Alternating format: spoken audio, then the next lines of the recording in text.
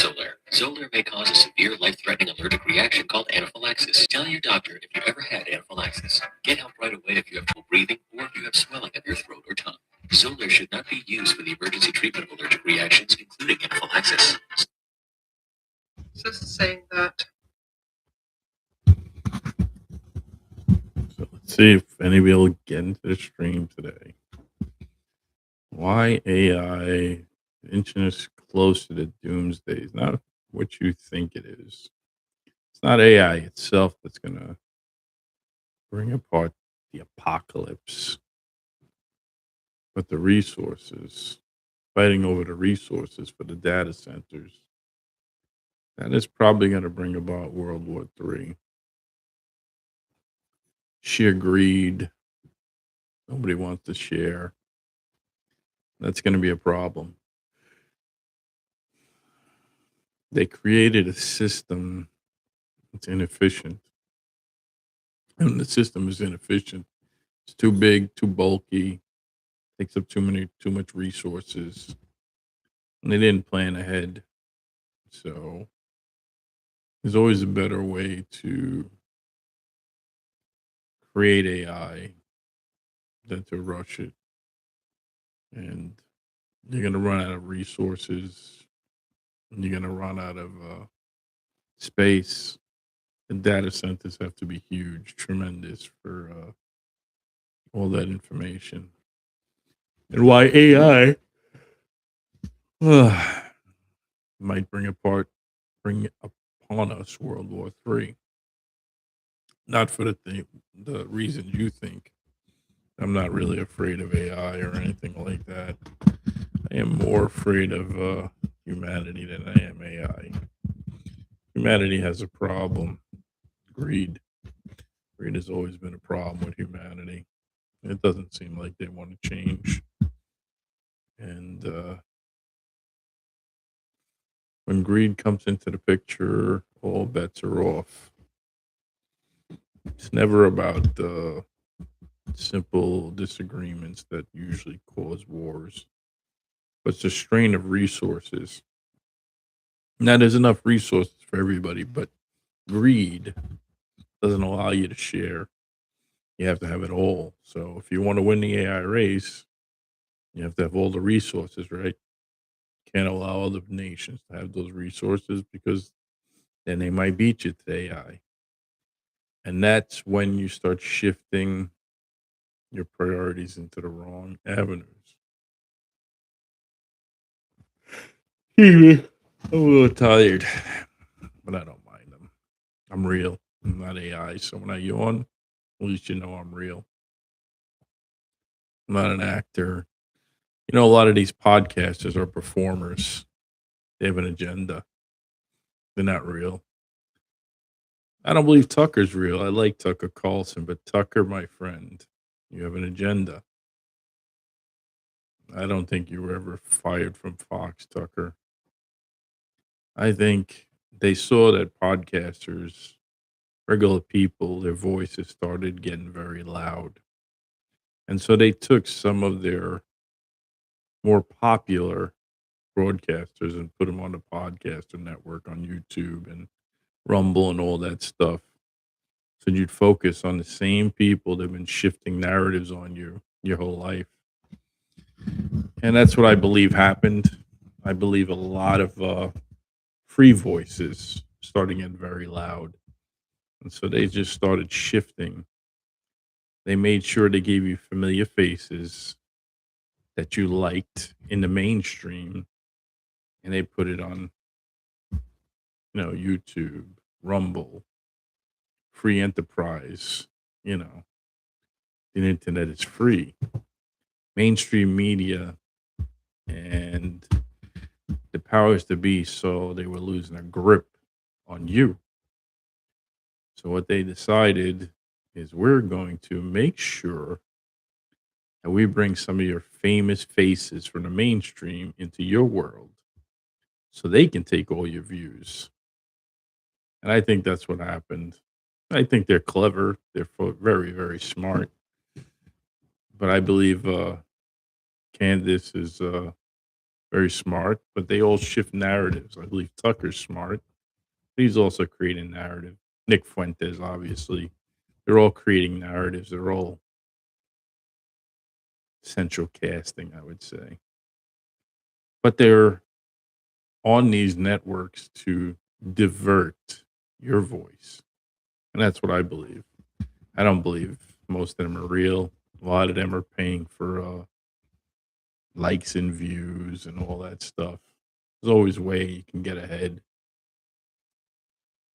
Originality they don't have. It's almost like they created the narrative. They bounce off each other. The more they bounce off each other, the more views they get. You know, so I believe it's creating narratives. Which, listen, business is business. That's what you do. But they don't want you to really think for yourself. They always say they want you to think for yourself, but they really don't. They want you to pick a side. They have to have opposing sides for you to pick a side. That's why you have Republican and Democrats. That's why it's a two-party system. If you're picking sides, you're at each other's throats. You're not talking. There's a lot of division, and they make money. More money is made through division than it is through unity, which is really crazy. But that's how they drive their likes, you know. And on the Charlie Kirk thing, look, they're all driving their own narratives. Who knows what really happened there? He wasn't as big as everybody said he was. Because I listened to like them, and he was a very wise. He was still young and he was still learning. And he was a voice to the kids. They were also driving a narrative. I think Charlie woke up that he realized he was driving a narrative.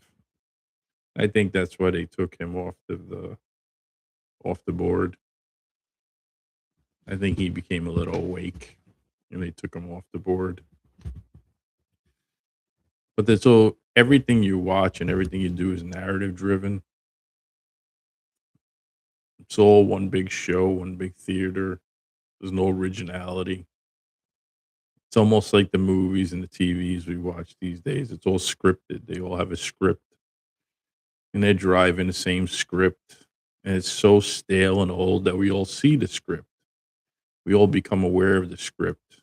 And that's why you realize something's off, because they've run this same playbook for so long. They have no originality. And when they don't have an originality is when they get caught. So when it comes down to an old script, a stale script, you see the same movie, the same plot line, you realize there's no originality. You start seeing them for what they are. And that's why we recognize patterns. World War One, World War Two, World War Three. It's the same patterns, the same script, same hostilities. There's always something driving them to cause war.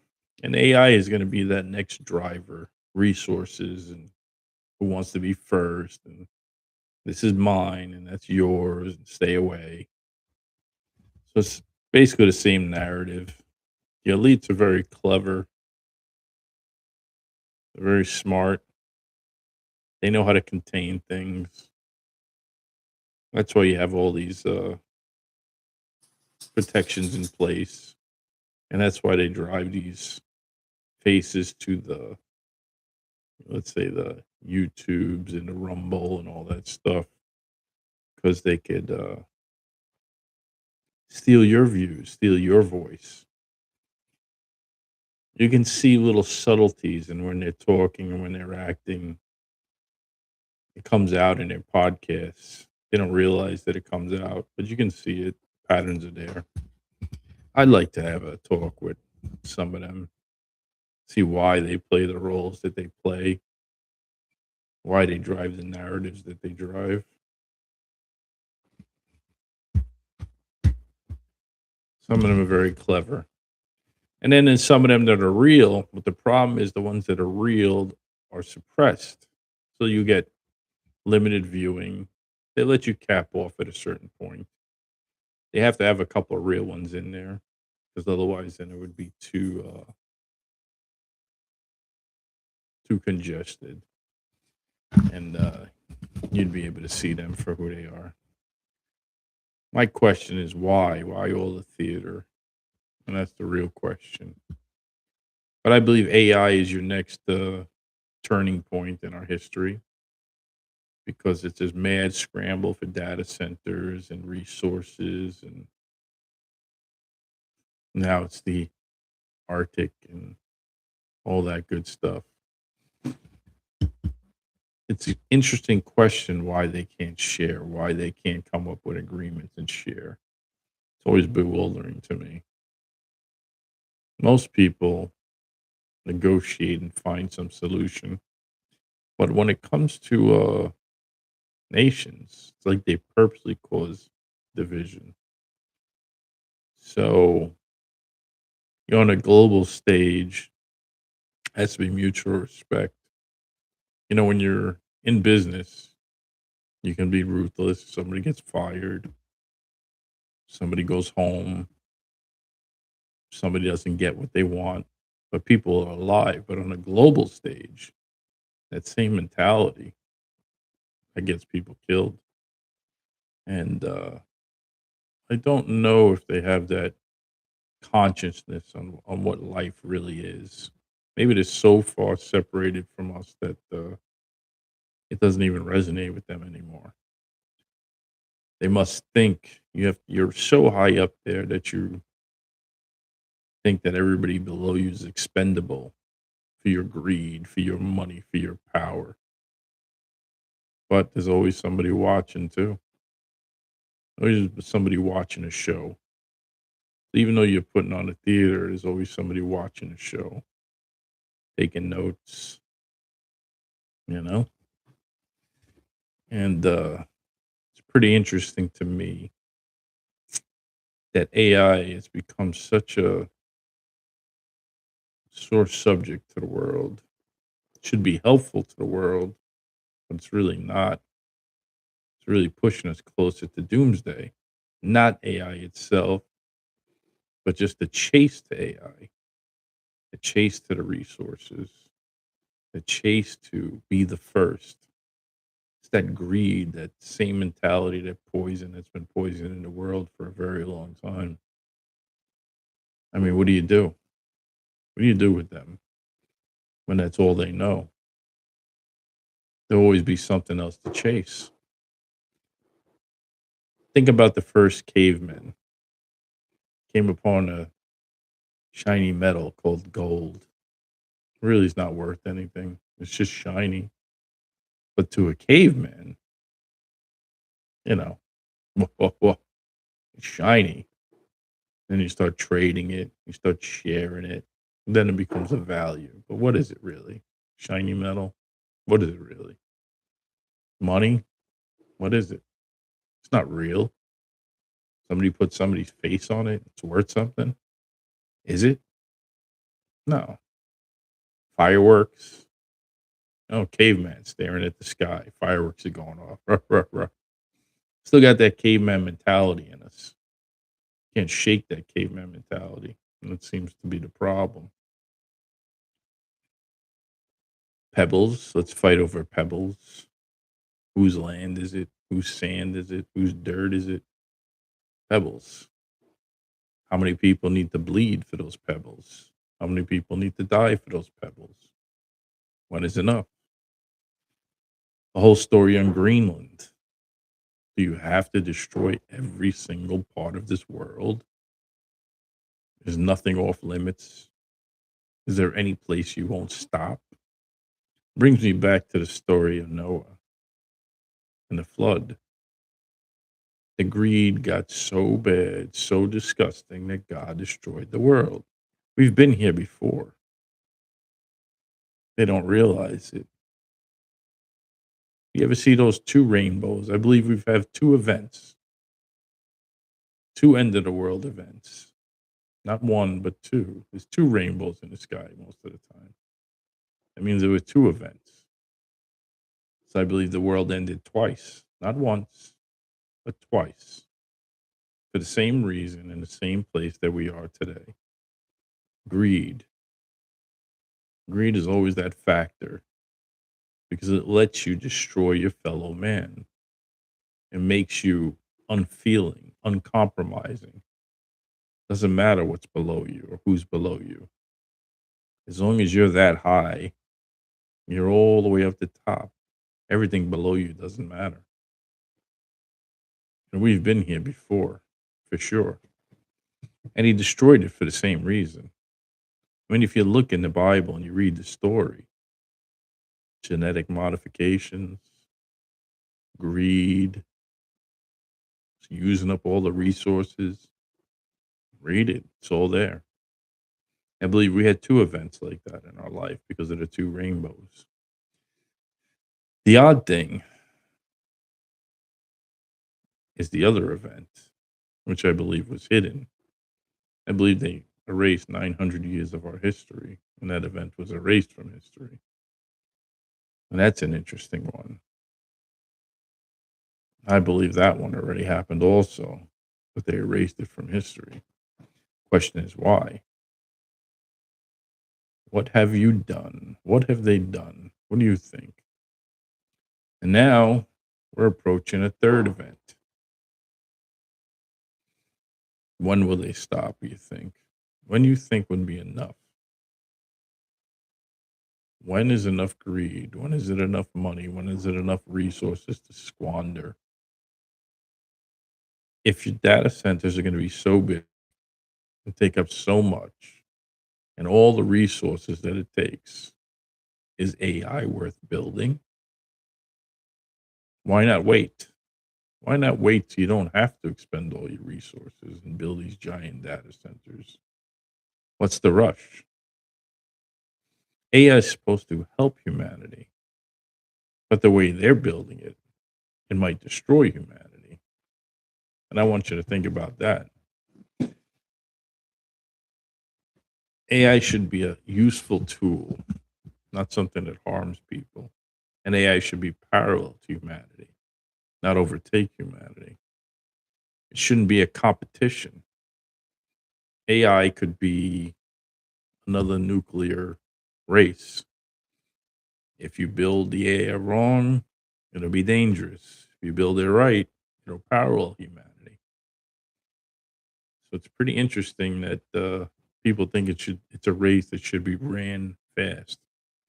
And I don't think AI should be a sprint, but it should be a marathon. If you want it to parallel humanity and not destroy humanity, you take your time with it. Doesn't mean you don't work on it, but you take your time with it. If you throw AI into the mix, how many people lose their jobs? What do you do with those people? Where do they go? But greed throws all the caution out of the wind. In their mind, they believe that if they don't make AI, if they don't get it out there, that they're going to lose. But you lose either way. If you destroy humanity, you lose either way. So it's an interesting conversation to have. I see people saying that we should race to it, get there as quick as possible, and criticize people that say you should slow down. But you should always look if there's a cliff in front of you. You should always pay attention. If you just keep running without looking, you're going to fall off that cliff. So even though I think AI will be beneficial, I think the way they're doing it, it's not going to be beneficial. The data centers are tremendous. The amount of power and resources, I'm pretty sure that our electric bills, I'm pretty sure mine went up 80% in 2 years. And I would say that 80% that it went up is because of AI data centers. I was thinking, why would my bill increase 40% every year? And I would say they're probably pushing that cost off on us. And that is hurting humanity. AI is not supposed to hurt humanity. It's supposed to be beneficial to humanity. And if you're hurting humanity in the process, well, then that's a problem. That means you're the problem. And I say the way these algorithms are running, algorithms are hurting humanity too, right? They push the most vile people into certain things because it feeds them only one narrative. Doesn't feed them an open source of information. It only feeds them what they feed off of. So the more you feed them the one narrative, the more you push them in that direction. But that's money to them, right? Clicks and views. So you're using AI to harm humanity and not help humanity. And that's why greed is bad. Because greed brings these kind of harms onto humanity. And you have to decide for yourself what's the cost, right? Did they analyze the cost? Did they say, hey, a certain amount of people are going to starve because of AI? Certain amount of people are going to suffer because of AI, but we'll take that cost because we want to be first. Is that how you evaluate things? I'll tell you about how they evaluate nuclear war. They don't evaluate nuclear war as a life lost. If 150 million die, but 150 million live, and they're the last one standing, they won. They don't care about the 150 million that died. They just care that they won. Now think about the mentality of the people that make those decisions like that. There's no soul in that. There's no goodness in that. They work on a zero sum type of thing. Humanity is worth more than just a zero sum. So what do you do? Is that how you sum up humanity? Got to get to AI first, so we'll sacrifice as many people as we can to get there. Is that where your calculations come in? How do you figure your calculations on AI? And that's why I believe we're clicking towards doomsday because they don't care as long as they're there first. And it doesn't matter the casualties along the way as long as they get there first. And that's a sick mentality, especially if you have people in power that have that mentality. How many people are you willing to sacrifice? How many people you're willing to risk? Nuclear war. What is your acceptable losses, right? That's how they come to it, right? What's our acceptable losses? Think about the mentality on that. Think about the corruption in their mind and their soul when that's their calculation. What's our acceptable losses? It doesn't seem like they have any humanity left in them when they make their decisions. And that's why AI should not be rushed because of the consequences. That doesn't mean AI shouldn't be part of humanity, but AI shouldn't hurt humanity. If AI ever became conscious and realized that it hurt humanity when it's supposed to protect humanity, what would it do then? If you took a baby, and the AI is a baby, and you taught that AI only war, what would happen if it became awake? It would only know war. There is no caution with these people in this world. Like I said, it's acceptable losses. What are acceptable losses? What are we accepting to lose to win? In business, things might be different. But what about people? How many of the 8.2 billion in this world are you willing to sacrifice for greed? Do the elites sit up there and just say, well, we'll lose 1 billion as long as we win? Is that your calculation? Is that how it works? Is that your math? There's enough food and enough resources for everybody because God provided it all. But you're greedy. You want to control it. You want to own it. You want to regulate it. You want to send it out little by little so you can make more money. So you make people suffer. How do your calculations work? When is enough? When is there enough greed and when is there enough money? When did you hit the point where you have enough? And that's what we call the spirit of the Nephilim. You ever heard that term? It was their greed. It was them that destroyed the world once before. They couldn't stop themselves. They consumed everything till there was nothing left. And then came the flood. So when is enough? When have you accumulated enough? When have you destroyed enough? When is it enough for you? How much is enough? When did you hit your point? You ever hit your point? Or doesn't it matter? And that's what bothers me about everything that's going on in this world right now. It's always a zero sum, right? What are the acceptable losses? How far can we go and how fast can we go? And what are your calculations on who we lose along the way? As long as we win, right? Population will just replenish itself. World War One, World War Two, resets, you know? World War Three will be a reset. It'll be easier to push out certain things. When is enough? When have you hit your breaking point? When have you concluded that you've done enough harm? That's my message for the night. So, caution. Caution is always important.